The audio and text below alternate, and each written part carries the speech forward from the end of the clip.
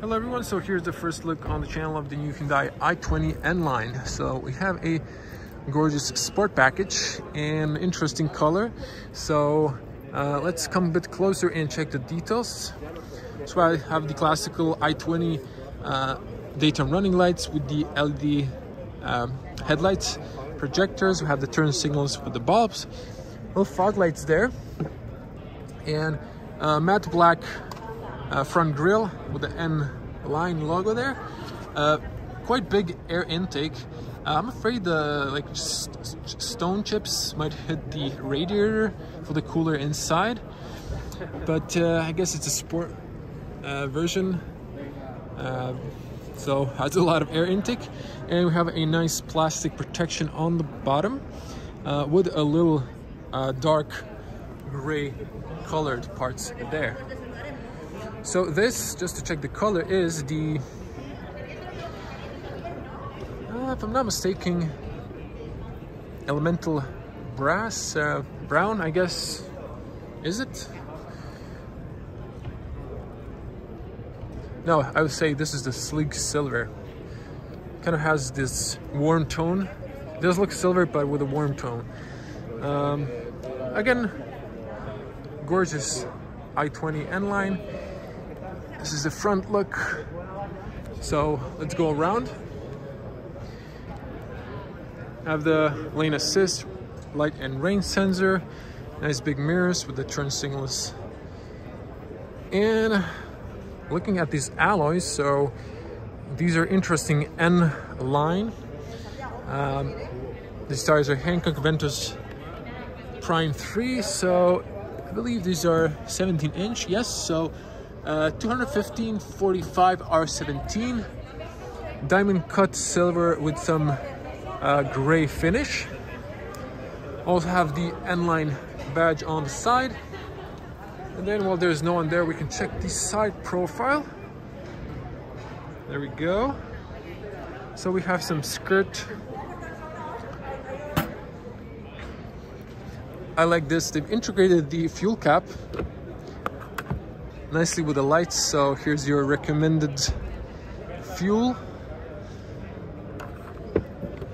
And then I like this detail i20 and the LED taillights, which are also quite interesting. Now there isn't a i20N to compare it to. You can find it on my channel if you want to. There's a review, but the rear diffuser is the same except the exhaust, which is here on the right side, dual exhaust. And you have a sport bumper, so you have that stoplight in the middle, little reflectors on the side. And I gotta say, I really like the signature. So these lights are more like red. They're kind of amber on the camera for some reason. No spoiler.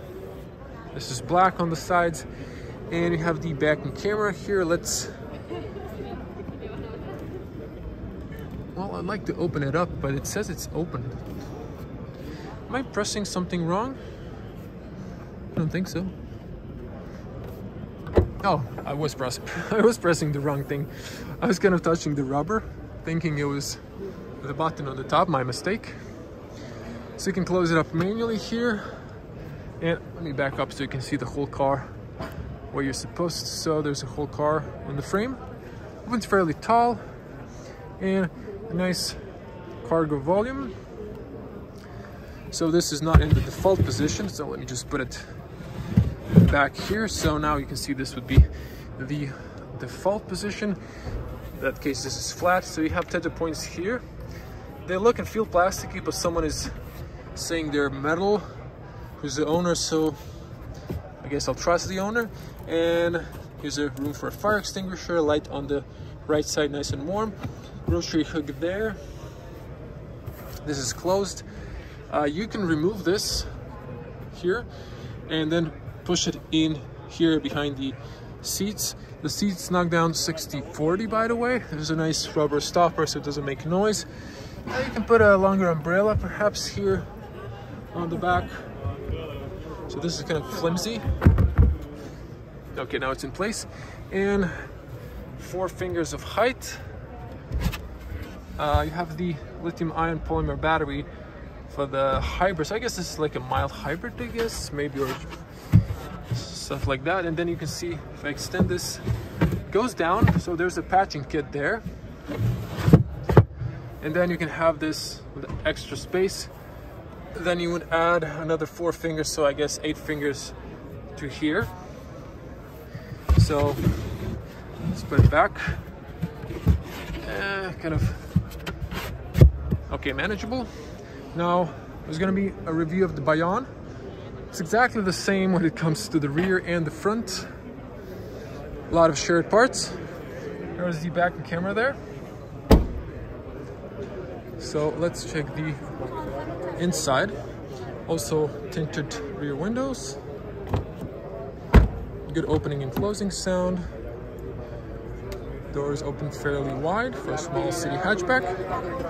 You can lock here for the kids not to open from the inside. Hard plastic, same as on the Bayon even here. So this is an entry model. Despite being a sport package, it's still the same. So red contrast stitching, cloth seats. You have some little details there. This is air vent for the battery, I assume. You can put the seatbelt in there if you're knocking down the seats. So this is how it looks in that case. And then push it back. Okay, let's hop inside. Okay, so there's plenty of feet room, knee room. Okay, someone short was sitting on the front. But I think even if it goes a little bit backwards, I would be okay. You can see there's a lot of light now. No AC vents. There's a fast charging USB-A and a little maybe place for your smartphone. Not a tall transmission tunnel, a bit wide but not tall. And the seats are comfy for 2 people on the back. There's no middle armrest. This is their overview for the windows. Good overview. There's a nice window on the seat pillar. The lights here. It's on because of the doors. Let's close the doors. Decent closing sound, and well, back straight.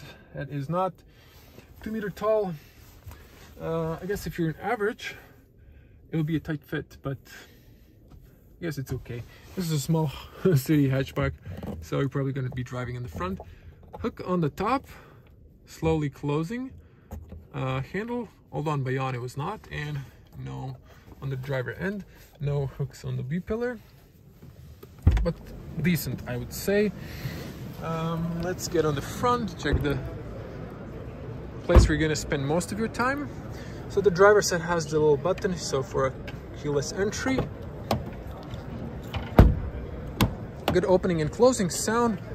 Nice top, but kind of they should work on the door handles, put some rubber so it kind of would make less sound.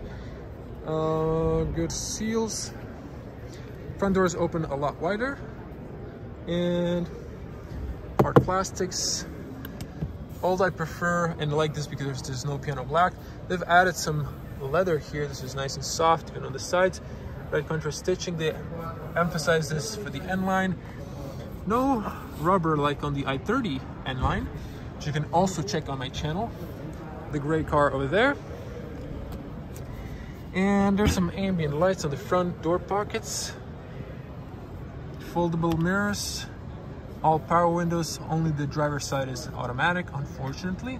Kind of makes no sense really for me. You can lock the rear, the bottom plasticky, and here's the tire pressure information, so you can spec to the 15 to 17 inch alloys. Sport paddles, of course. You can lower the seat, you can tilt the seat, push this up to slide back and forward. Red contrast stitching, cloth combo, big bolsters, quite stiff, N line on the top, black roof. Here you can adjust the LED headlights height, turn off the start stop, tire pressure and traction off, steering column is manual, and you have this red details on the air vents. So let me adjust the seat. Good closing sound. So let's switch to the wide lens. So this is sort of the point of view and the driver perspective. Zooming back in, so fine leather, perforated on the sides, round steering wheel, again round because some cars have flat bottom on the sports steering wheels, and a logo there. Gray finish and then a little piano black on the top, doesn't hurt that much. And you have nice physical buttons, phone calls, volume, and the voice commands, cruise control, lane, and over here you have the button for the infotainment. That's a digital cockpit. Unfortunately, you don't have a key. Light switches, rain, wipers, and so on. Classical air vents, and then hard plastics across the dash, same as on the Bayon.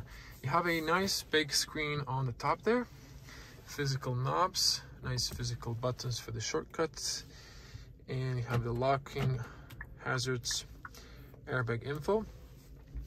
Quite nice AC, simple layout, and also red contrast there for the N line.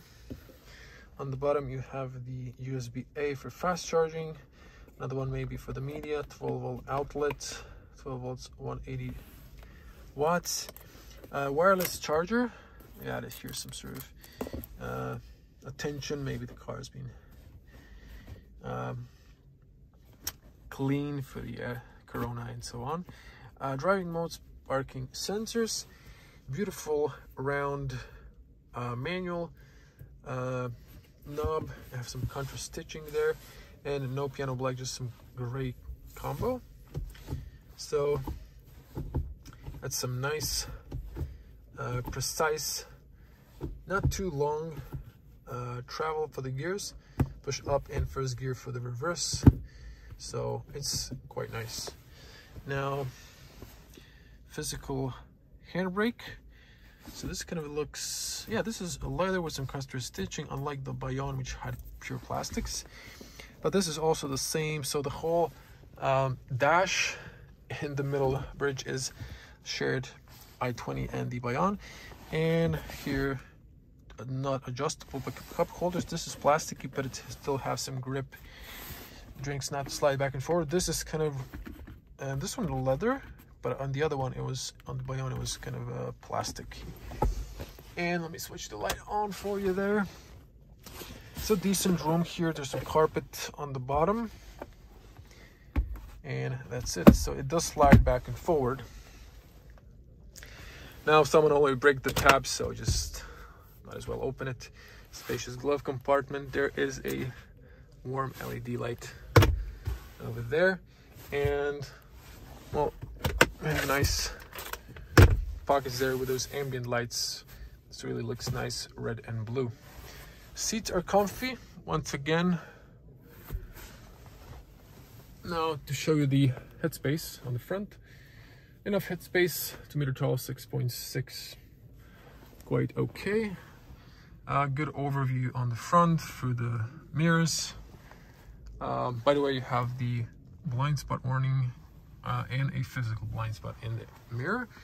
Good overview on the rear. If you need to turn, also you have a nice small window. The seat pillar, not a huge problem. There are a lot of sensors and cameras behind there, and this is a switch. You have a emergency button there, but with the cover so the kids don't accidentally press it. On the top, inline dark theme roof, big nice mirror there. Documents holder, you can turn on the light consistent with the middle. When you close it up, it switches off, but it makes horrible banging noise. You can open this up. It doesn't extend, unfortunately. This area is still shining, but it is big. Wow, that was loud. I can turn on the infotainment. Again, we don't have the key, but It has a nice graphics and a very sharp graphics and a good refresh rate. It doesn't flicker on the camera, at least what I saw. And speaker on the top of the A-pillar. Now, this is also very nice, if I might add, so you can like lean your hand here if you're driving with your right hand. Now, let's pop the front bonnet or the hood and check it out. Let's check out what's underneath. What's powering this. Okay. Of the sound insulation, you have to use the little leg that's on your left side. The blue thing is your washer fluid. Turbo Smart Stream G. It's your engine there, and they really didn't clean the engine bay though. I guess this car is already registered here for the car show. So let's see the spec. So we have the new i20 N-Line 1.0, 100 horsepower, 4-cylinder, and we have here top speed is 188 kilometers per hour. Sorry, the top light is flashing, can't do anything. 0 to 110.4 seconds, not really that fast, but this is more like a sports theme car. This is all in Spanish, you can pause and read. Gallery, so hybrid. So you have the gasoline or petrol 1.0 T-GDi, manual transmission, and the i20 N-Line package, I guess. Here's some safety features, radar and stuff like that. So you have a 10-inch screen and so on. Equipment color, so I believe this is the sleek silver color. It's a metallic color. And let's check here if we close this up. So this one costs 19,000 euros. So for this car, very gorgeous little city hatchback. So everyone, thank you for watching. Vehicle person, smash the like button, leave your comments below. How do you like the i20 N-Line? And if you want to see more from the car show, subscribe to the channel, click the bell to get notified when I upload new videos. I'm going to see you in the next one. Stay safe as always, and bye.